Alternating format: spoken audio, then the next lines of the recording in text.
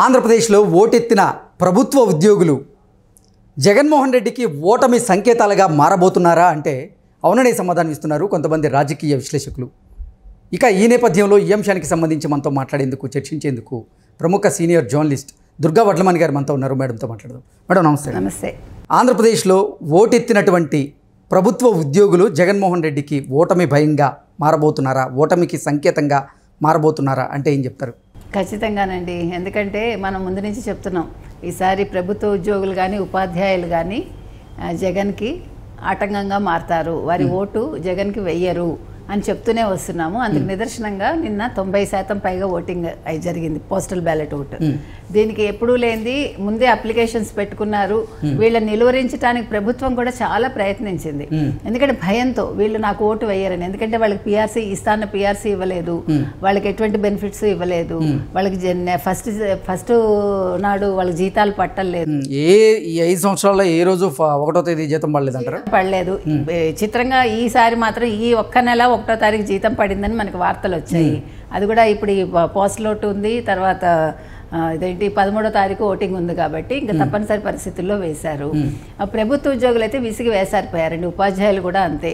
వాళ్ళ చేత విపరీతంగా పని చేయించారు ఉపాధ్యాయుల చేత చెప్పాలంటే.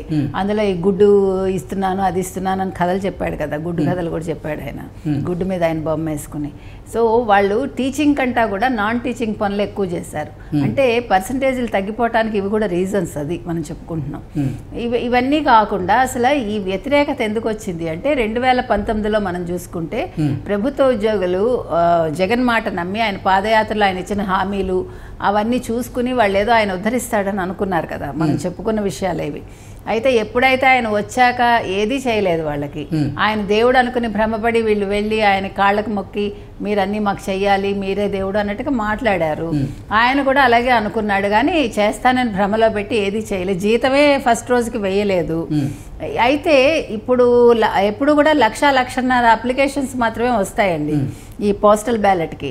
అందులో కూడా అందరూ ఉపయోగించుకోరు. లాస్ట్ టైం చాలా వేస్ట్ అయిపోయింది, ఒక 59% పైగా. అంటే 59,000 ఓట్లు చెల్లని ఓట్లుగా పరిగణించారు గతంలో. 59,000 అంటే 1,50,000లో అంటే 59% కదా, 1,00,000కి 59% అనుకోండి, అయితే 59,000 ఓట్లు పోయాయి. అది అందుకని ఈసారి వీళ్ళ వాట్సాప్ గ్రూపుల్లో కావచ్చు, వీళ్ళకి కమ్యూనికేషన్ ఉంటుంది కదా ఇంటర్నల్గా, దాని ప్రకారం వాళ్ళు ఏం చెప్పుకున్నారంటే మన ఎట్టి పరిస్థితుల్లోనూ ప్రభుత్వానికి వ్యతిరేకంగా ఓటు వేయాలి, మనం దీన్ని ఉపయోగించుకోవాలి. ఎందుకంటే ఎప్పుడు వీళ్ళు ప్రభుత్వం ఉద్యోగులు ఎప్పుడు కూడా ఓటింగ్ విధుల్లో ఉంటారు వీళ్ళు, కాబట్టి ఓటు అక్కడే వేయచ్చులే, లేకపోతే వెళ్ళి ఏం వేస్తాం మండలానికి వెళ్ళి లేకపోతే నియోజకవర్గానికి వెళ్ళి అని వదిలేస్తారు. ఈసారి అలా కాకుండా ప్రతి వాళ్ళు కూడా పోస్టల్ బ్యాలెట్కి ఓటింగ్ కోసం వాళ్ళు అప్లికేషన్స్ పెట్టుకున్నారు ముందే. ఇక్కడ కూడా ఇప్పటికే 5 లక్షల పైగా పోస్టల్ బ్యాలెట్ అప్లికేషన్లు నమోదైనాయి. అంటే గతంతో పోలిస్తే 5 రెట్లు అయినట్లు లెక్క. ఎస్. అయితే వీళ్ళని ఇబ్బంది పెట్టడానికి చాలా ప్రయత్నించారు. అంటే ఈ ఓటింగ్కి రాకుండా, లేకపోతే అది సరిగా పేపర్ అది సరిగా లేకుండా, కొంతమంది పేర్లు అక్కడ లేకపోతే, అందుకోసం ఎన్నికల అధికారి ఏం చెప్పారంటే 7-8 తేదీల్లో కూడా మీరు ఉపయోగించుకోవచ్చు. నిన్న ఎవరికైతే నేమ్స్ లేవో వాళ్ళు ఇవాళ రేపు వాడుకోవచ్చు, మీరు పొడిగించారు అందుకని. సో అదొక వెసులుబాటు ఇచ్చారు వాళ్ళకి. ఏదేమైనా ప్రభుత్వ ఉద్యోగులు అయితే ఖచ్చితంగా వాళ్ళు డిసైడ్ అయిపోయి నిన్న వాళ్ళు బాహాటంగా చెప్పారండి, మేము కూటమికే వేశాము అని. వాళ్ళు అసలు ఎప్పుడు అట్లా చెప్పని మనుషులు భయపడతారు. అసలు ఈసారి భయం లేకుండా మేము జగన్మోహన్ రెడ్డికి వేయలేదు, మేము ఖచ్చితంగా మేము కూటమికే వేశామని చెప్తున్నారు. ఆ తర్వాత వీళ్ళు ఏం చేస్తారు, వైసీపీ వాళ్ళు వీళ్ళ పేర్లు వీళ్ళ ఫోన్ నెంబర్లు పట్టుకుని వాళ్ళతో కన్సల్ట్ చేసి ఒక్కొక్కరికి 1,000 రూపాయల నుంచి 2,500 ఇచ్చారట. కొన్ని చోట్ల ఏం చేశారంటే వైజాగ్లో అయితే 2,500 ఖచ్చితంగా ఇచ్చారు, మిగిలిన చోట్ల 1,000 రూపాయల నుంచి 2,500 ఇవ్వడానికి ప్రయత్నించారు. కొన్ని చోట్ల డైరెక్ట్ అక్కడికే వెళ్ళి పంపిణీ చేశారట. అంటే వాళ్ళు డబ్బులు తీసుకుని ఉండొచ్చు, ఉండకపోవచ్చు, కానీ వాళ్ళ ఓటింగ్లో మాత్రం మార్పు రాలేదు. వాళ్ళు ఎవరికి వేయాలనుకున్నారో ఖచ్చితంగా ఆ కూటమికే ఓటేశారు వాళ్ళు. ఓకే మేడం, ఏంటి అసలు అంటే ప్రభుత్వ ఉద్యోగుల నిర్ణయం వల్ల ఇక జగన్మోహన్ రెడ్డికి ఓటమి తప్పదా అంటే ఏం చెప్తారు? అదే ఇప్పుడు ఒక ప్రభుత్వ ఉద్యోగి ఇంటూ 4-5 ఓట్లు వేసుకోండి, 20 లక్షలు అంటే ఇప్పటికే 5 లక్షల పోస్టల్ బ్యాలెట్ ఓట్లు అయితే నమోదైనాయి. ఇంకా 2 రోజులు టైం ఉంది కాబట్టి అవి కూడా పెరిగే అవకాశం అయితే తప్పకుండా ఉంది. అయితే కేవలం ఈ 5 లక్షల ఓట్లే కాదు, 5 లక్షల కుటుంబాల ఓట్లు ప్రభుత్వ ఉద్యోగుల రూపంలో జగన్మోహన్ రెడ్డికి దూరం కాబోతున్నాయి, అవి ఆయన ఓటమికి దారి వేయబోతున్నాయి అంటూ కూడా కొన్ని వార్తలు అయితే వస్తూ ఉన్నాయి. దీని మీద మీ విశ్లేషణ ఏంటి? అదే అంటున్నా, ఒక ఓటు ఇంటూ కనీసం 5 లేకపోతే 4, ఎంత యావరేజ్ చూసుకున్నా కూడా 20 to 25 లక్షలు ఇక్కడే పోతాయండి. సో ఇది ఒక సంకేతం అన్నమాట. అంటే నీ ఓటమికి మేము కారణం సుమా అని వాళ్ళు చెప్తున్నారు. చెప్పేటప్పుడు ఇప్పుడు ఒక్కొక్కళ్ళు ఇప్పుడు వీళ్ళతో ఆగిపోదు. ఇప్పుడు ల్యాండ్ టైటిలింగ్ యాక్ట్ అనే రూపంలో ఒక పెద్ద కత్తి ఆయన మెడ మీద ఉంది. ఈరోజు జగన్మోహన్ రెడ్డి మెడ మీద వేళ్లాడుతోంది. అక్కడ బాబాయ్కి గొడ్డలపోటు వేశారు. ఆ బాబాయ్ గొడ్డలపోటు ఇంకా తేలలేదు 5 ఏళ్ళైనా. అది ఒక పక్క మెడ మీద ఉంటే, వీటన్నిటినీ మించి ఇప్పుడు ఈ ల్యాండ్ టైటిలింగ్ యాక్ట్ ఏదైతే ఉందో ఆయన మెడ మీద నిల్చున్నట్ల ఉంది. కాబట్టి ఒకవైపు అంగన్వాడీలు, మరోవైపు పారిశుద్ధ్య కార్మికులు, మరోవైపు వాలంటీర్లలో కొంతమంది, ఇలా రకరకాల ప్రభుత్వ ఉద్యోగులు ఎవరైతే ఉన్నారో వాళ్ళందరూ కూడా అసలు జగన్మోహన్ రెడ్డి ప్రభుత్వంలో చేసినటువంటి పరిపాలన ఆయన నచ్చక, జగన్మోహన్ రెడ్డి పరిపాలన నచ్చక, ఆయన పరిపాలనలో జరిగినటువంటి దాష్టికాలు వీటన్నింటిని దృష్టిలో పెట్టుకొని ఆయనకు అసలు ఓటు వేయలేదు అనేటువంటి సంకేతాలు అయితే వినపడుతూ ఉన్నాయి.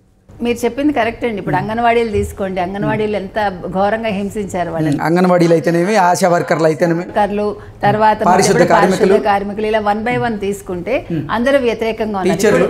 టీచర్లు ఆల్రెడీ అయిపోయింది, టీచర్లు అందరూ ఇప్పుడు వ్యతిరేకంగా ఉన్నారు. వీటన్నిటినీ మించి ఇప్పుడు మీరు గ్రాస్ రూట్ లెవెల్కి వెళ్తే, ఎప్పుడైతే పట్టాదారు పాస్బుక్ మీద ఆయన ఫోటో వచ్చిందో, ఇప్పుడు ప్రజలు ఈ ల్యాండ్ టైటిలింగ్ యాక్ట్ దానికి లింకు చేసుకుని ఇప్పుడు వాళ్ళ నిర్ణయం అయిపోయింది, ఇంకా మన ఆస్తులు మన చేతుల్లో ఉండవు, ఈ జగన్మోహన్ రెడ్డిని నమ్మద్దు అని వాళ్ళే ప్రచారం చేసుకుంటున్నారు. అంటే ఊళ్ళల్లో ఒక్కసారి ఒక చిన్న సందేహం వచ్చింది అనుకోండి, వాళ్ళు ట్రస్ట్ చేయరు. వాళ్ళు ఎంత నమ్ముతారో అంత నమ్మరు వాళ్ళు.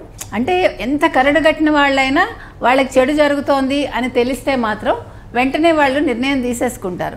ఆ రకంగా ఈరోజు ఈ రైతులు కావచ్చు, లేకపోతే మహిళలు కావచ్చు, వాళ్ళు ఇప్పుడు ఈ ల్యాండ్ టైటిలింగ్ యాక్ట్ అనేది బుర్రలోకి వెళ్ళిపోయింది కాబట్టి అవన్నీ కూడా జగన్మోహన్ రెడ్డికి నెగిటివ్ అవుతాయండి, ఖచ్చితంగా అవుతాయి. ఇంకొకటి ఏంటంటే, ఇంకో పక్క చెప్పుకుంటే మనం ఈ ఆశా వర్కర్లు, అంగన్వాడీలు అనుకున్నాం కదా మనం, వీళ్ళకి కూడా ఇప్పుడు ల్యాండ్ టైటిలింగ్ యాక్ట్ వీళ్ళందరూ కూడా ఆలోచిస్తారండి.